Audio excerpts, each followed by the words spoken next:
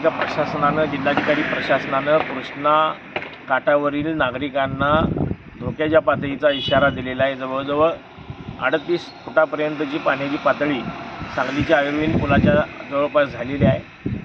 कोयनेतून सोडण्यात येणारा विसर्ग आणि आलमट्टीतून पुढे सोडण्यात येणारा विसर्ग याची केंद्रीय जल आयोगाचे लोक घेऊन महाराष्ट्र शासनाच्या जलसंपदा मंत्र्यांनी, जलसंधारण मंत्र्यांनी आणि पालकमंत्री तसेच मुख्यमंत्री देवेंद्र फडणवीस यांनी एक समिती करून आलमट्टीच्या धरणावर पाठवली गेली पाहिजे, जेणेकरून सांगितल्याप्रमाणे विसर्ग आलमट्टीतून होतोय का हेही पाहणं गरजेचं आहे। कारण कृष्णेच्या आयुर्वेदच्या पातळी 38% पाणी येणं ही साधी सोपी गोष्ट नाही।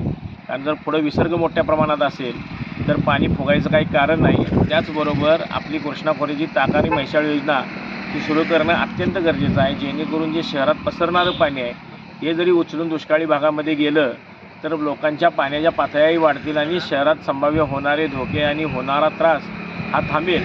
नागरिकांना वेठीस धरण्यागत होणार नाही। शासनाने तात्काळ यासाठी समिती नेमावी, आलमट्टीला व्हिजिट करायला एक कमिटी पाठवावी आणि ताबडतोब कृष्णा खोऱ्याच्या दोन्ही योजना चालू करून पंप हाऊस पाण्यात जायच्या आधी हे पाणी उचलून दुष्काळी भागात न्यावं, म्हणजे शहरात जे वाढणारं पाणी आहे, शहरात जे लोकांची घरं उद्ध्वस्त होणार आहेत, ज्यांचे संसार उद्ध्वस्त होणार आहेत ते थांबतील। यासाठी ताबडतोब राज्य सरकारनं कारवाई करावी अशी शिवसेना उद्धव बाळासाहेब ठाकरेंच्या वतीनं मी जिल्हाप्रमुख शंभूराज अप्पासाहेब काटकर मागणी करतोय की ताबडतोब प्रशासनानं आणि शासनानं याबाबतीत लक्ष घालावं।